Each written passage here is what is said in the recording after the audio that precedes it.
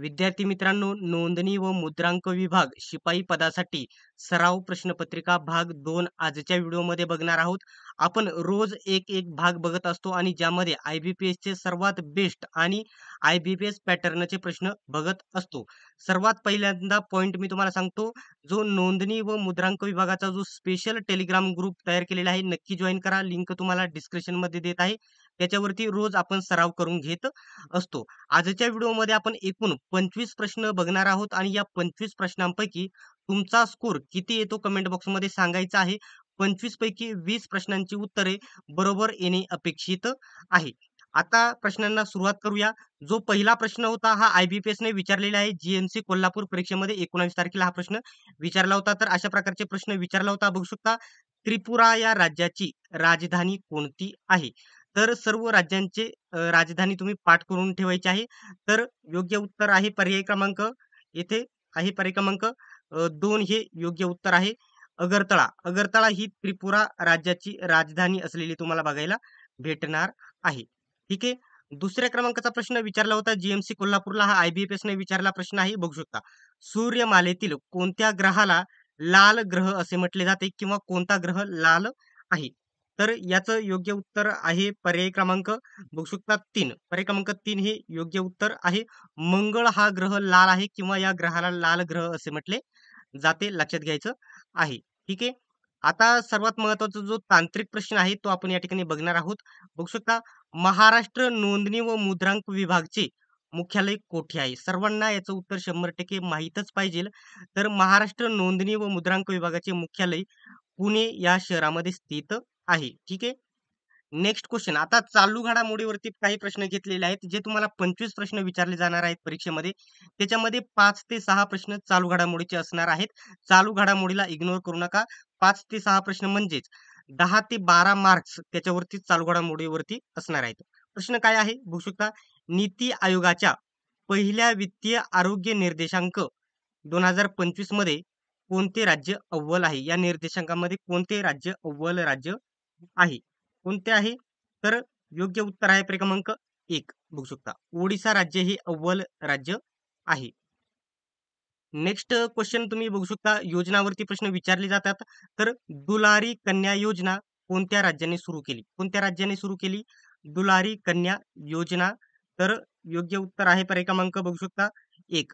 पर्याय क्रमांक 1 हे योग्य उत्तर आहे. अरुणाचल प्रदेश राज्याने दुलारी कन्या नावाची योजना सुरू केलेली आहे. पुढचा प्रश्न खूपच महत्वाचा IMP प्रश्न आहे. लक्षात घ्यायचा आहे. तर बघू शकता काय प्रश्न आहे?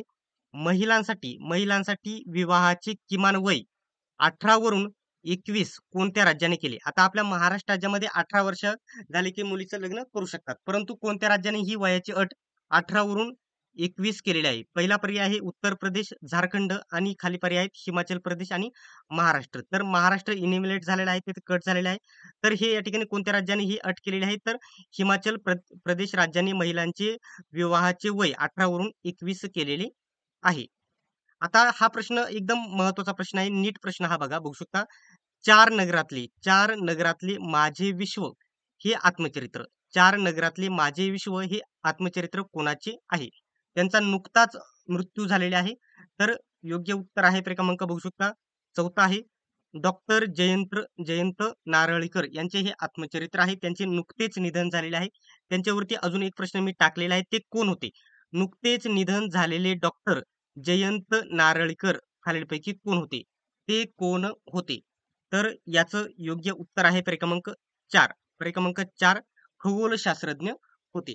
आता आपण काही पुढचे प्रश्न बघण्या अगोदर तुम्हाला सर्वात महत्वाचे जे पॉइंट आहे मी तुम्हाला ते सांगून देतो. नोंदणी व मुद्रांक विभागामध्ये सर्वात बेस्ट एक पुस्तक आहे. बघू शकता. हे पुस्तक मी तुम्हाला त्याचा कव्हर ऑलरेडी येथे दाखवून देतो. बघू शकता. नोंदणी व मुद्रांक विभाग शिपाई गट ड चे हे पुस्तक असणार आहे. याच्यामध्ये खूप साऱ्या प्रश्नपत्रिका सरावासाठी तुम्हाला दिलेल्या आहे आणि ही प्रथम आवृत्ती असलेली बघायला भेटेल. याचा इंटरफेस तुम्ही या पुस्तकामध्ये येथे तुम्ही स्क्रीनवरती मी तुम्हाला दाखवून देतो. ते देखील तुम्ही बघू शकता. अशा प्रकारचे प्रश्न बघू शकता. सरावासाठी त्यांनी दिलेले आहेत आणि सरावाशिवाय तुम्हाला पर्याय नाही. हे पुस्तक तुम्ही स्क्रीनवरती जे बघू शकत आहात, हे पुस्तक तुम्ही कोणत्याही जवळच्या पुस्तक विक्रेत्याकडून, ठीक आहे? कोणत्याही जवळच्या पुस्तक विक्रेत्याकडून ऑनलाईन किंवा ऑफलाईन खरेदी करू शकता. Amazon, Flipkartवरून देखील हे पुस्तक तुम्ही खरेदी करू शकत आहात, हे लक्षात घ्यायचं आहे. याची किंमत या ठिकाणी 295 या ठिकाणी दाखवलेली आहे, परंतु डिस्काउंट कमी किमतीमध्ये तुम्ही कुठूनही खरेदी करू शकतात. आता आपले प्रश्नांकडे आपण पुन्हा येऊयात. नेक्स्ट प्रश्न आहे, बघू शकता पुढचा. लोधी वंशाचा शेवटचा शासक कोण होता? कोण होता लोधी वंशाचा शेवटचा शासक? इतिहासावरती अशा प्रकारचे प्रश्न तुम्हाला विचारले जातील. ठीक आहे. तर पर्याय क्रमांक 1 याचं योग्य उत्तर आहे. इब्राहिम लोधी हा या ठिकाणी लोधी वंशाचा शेवटचा शासक होता. ठीक आहे. नेक्स्ट प्रश्न, जे महत्वाचे दिवस आहे त्याच्यावरती देखील तुम्हाला प्रश्न विचारला जातात. 2 प्रकारे विचारले जातात, बघू शकता. खालीलपैकी कोणाचा जन्मदिवस सामाजिक न्याय दिन दिवस म्हणून साजरा केला जातो? कोणाचा जन्मदिवस सामाजिक न्याय दिन म्हणून साजरा केला जातो? तर याचं योग्य उत्तर आहे पर्याय क्रमांक बघू शकता 4. छत्रपती शाहू महाराज यांचा जन्मदिवस सामाजिक न्याय दिवस म्हणून साजरा केला जातो. ठीक आहे. नेक्स्ट क्वेश्चन इथे तुम्ही स्क्रीनवरती बघू शकत आहात.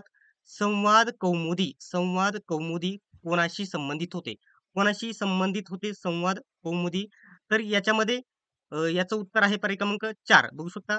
यापैकी नाही, याच्यापैकी कोणाशी संवाद कौमुदी या ठिकाणी संबंधित नव्हते. आता तुम्हाला याचं उत्तर कमेंट बॉक्समध्ये तुम्हाला सांगायचं आहे. तुम्ही सर्च केल्याच्या नंतर तुमच्या चांगल्या प्रकारे हे लक्षात राहील. आता पुस्तक आणि लेखक याच्यावरती 100% एक प्रश्न विचारला जातो. त्याच्यामुळे पुस्तकावरती मी प्रश्न घेतलेला आहे. प्रश्न हा काय आहे बघू शकता. Riddles riddles in Hinduism riddles in Hinduism या पुस्तकाचे लेखक कोण आहेत? कोण आहेत या पुस्तकाचे लेखक? तर योग्य उत्तर आहे पर्याय क्रमांक 4. बघू शकता. डॉक्टर बाबासाहेब आंबेडकर या पुस्तकाचे लेखक आहेत. आता पुढचा चालू घडामोडीचा प्रश्न मी येथे घेतलेला आहे, बघू शकता. चे नवीन अध्यक्ष कोण आहेत? सर्वांना याचं उत्तर माहीतच पाहिजे. तर पर्याय क्रमांक 2 याचं योग्य उत्तर आहे. अजय कुमार हे चे नवीन अध्यक्ष आहेत. आता जर IBPSचा कोणताही पेपर बघितला तर तुम्हाला पुरस्कारावरती 100% एक ना एक प्रश्न विचारले जातात. त्यासाठी मी 8 ते 10 प्रश्न हे पुरस्कारांवरती घेतलेले आहेत. ते तुम्ही काळजीपूर्वक बघायचे. याच्यावरती 100% प्रश्न तुम्हाला बघायला भेटेल. तर बघू शकता. 2024 मध्ये मराठी भाषेतील बाल साहित्य पुरस्कार कोणाला मिळाला? 2024 चा कोणाला मिळाला? तर योग्य उत्तर आहे पर्याय क्रमांक 2. भारत सासने यांना हा पुरस्कार मिळाला. पुढील प्रश्न त्यांच्यावरतीच आहे. भारत सासने यांच्या कोणत्या साहित्य कृतीला बाल साहित्य पुरस्कार मिळाला? त्यांना मिळाला, ठीक आहे, पुरस्कार, परंतु कोणत्या कशासाठी मिळाला? कोणत्या साहित्यासाठी? तर योग्य उत्तर आहे पर्याय क्रमांक बघू शकता 2. समशेर समशेर आणि भूत बंगला या दोघांसाठी, या साहित्य कृतींसाठी त्यांना हा पुरस्कार मिळाला. नेक्स्ट क्वेश्चन तुम्ही बघू शकता. इंग्रजी भाषेतील बाल साहित्य पुरस्कार कोणाला मिळाला? इंग्रजी भाषेतील कोणाला मिळालेला आहे? तर पर्याय क्रमांक बघू शकता 2 याचं उत्तर आहे नंदिनी सेनगुप्ता यांना हा पुरस्कार मिळालेला आहे, इंग्रजी भाषेतील साहित्य पुरस्कार. आता प्रत्येक भाषेचा आपण अगोदर बघून घ्या. इंग्रजीचा सांगितला मी तुम्हाला, पुढे हिंदीचा सांगेल. आता बघू शकता. कोकणी भाषेतील बाल साहित्य पुरस्कार कोणत्या पुस्तकाला मिळाला? कोणत्या पुस्तकाला हा पुरस्कार मिळालेला आहे? तर याचं योग्य उत्तर आहे पर्याय क्रमांक 3 आहे. एक बघू शकता. अशिल्यम बघू शकता. एक अशिल्यम बायुल या पुस्तकाला हा पुरस्कार मिळाला. आता नेक्स्ट क्वेश्चन बघू शकता. 95व्या अखिल भारतीय मराठी साहित्य संमेलनाचे अध्यक्ष कोण होते? तर याचे अध्यक्ष कोण होते? पुरस्कार तर आपण बघितले, परंतु याचे अध्यक्ष कोण होते? तर योग्य उत्तर आहे पर्याय क्रमांक 2. भारत सासने हेच त्याचे अध्यक्ष होते. आता नोबेल पुरस्कार सर्वात महत्वाचे आहेत. ते देखील मी तुम्हाला पुढे सांगून घेतो. सर्व आपण सर्वच्या सर्व कव्हर करणार आहोत. हे देखील तुम्ही लक्षात घ्या. बघू शकता. भौतिक शास्त्रातील नोबेल पुरस्कार कोणाला मिळाला? कोणाला मिळालेला आहे यावर्षीचा? तर योग्य उत्तर आहे पर्याय क्रमांक 2. बघू शकता. जॉन जे हॉपफिल्ड आणि जेफ्री ई हिंटन यांना पुरस्कार मिळालेले आहेत. Next question. रसायनशास्त्रातील नोबेल पुरस्कार कोणत्या संसाधनासाठी दिला जातो? कोणत्यासाठी, कशासाठी दिला जातो? तर याचं योग्य उत्तर आहे पर्याय क्रमांक याचं उत्तर आहे 2. बघू शकता. प्रथिन संरचनेच्या अंदाजासाठी हा पुरस्कार दिला जातो. आता बघू शकता वैद्यक शास्त्रातील नोबेल पुरस्कार कोणाला मिळाला? वैद्यक शास्त्रातील विचारलेला आहे. तर पर्याय क्रमांक याचं 2 उत्तर आहे. बघू शकता व्हिक्टर एम्रोस आणि गॅरी रुहकून यांना दोघांना हा पुरस्कार मिळालेला आहे वैद्यक शास्त्रातील. ठीक आहे. आता पुढील प्रश्न या ठिकाणी बघू शकता. 1 मिनिट. इथं नेक्स्ट क्वेश्चन आहे. साहित्यातील नोबेल पुरस्कार कोणाला मिळाला? साहित्यामधील कोणाला मिळाला? तर योग्य उत्तर आहे क्रमांक बघू शकता 2. हान कांग यांना हा पुरस्कार मिळालेला आहे. सर्वात आयएमपी करून घ्या या प्रश्नाला. शांततेचा नोबेल पुरस्कार कोणत्या संस्थेला मिळाला? तर कोणत्या संस्थेला मिळालेला आहे? तर बघू शकता या ठिकाणी उत्तर दिलेलं आहे. बघू शकता निहोन हिदानक्यो यांना या संस्थेला हा पुरस्कार मिळालेला आहे.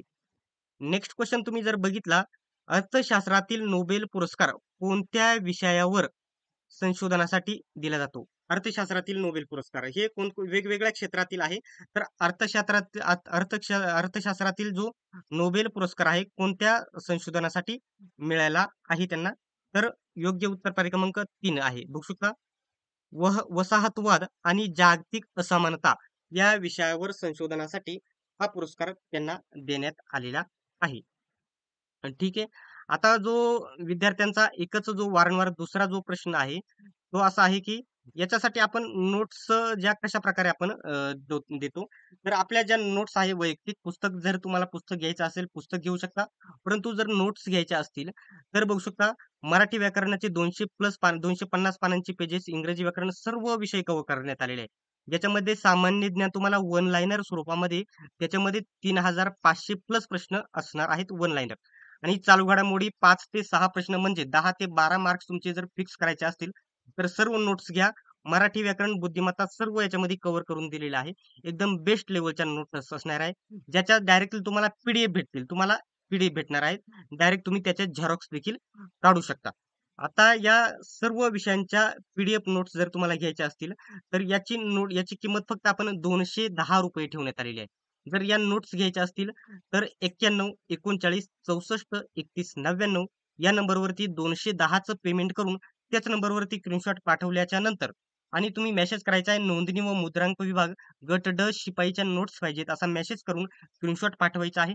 सर्व नोट्सच्या पीडीएफ तुम्हाला भेटतील ज्याच्या तुम्ही झेरॉक्स काढून घर बसल्या 175 प्लस स्कोर करू शकता. 175 नाही तुम्हाला फक्त 155 165च्या पुढे जर तुम्ही स्कोर केला तरी देखील तुमची निवड 100% होणार आहे.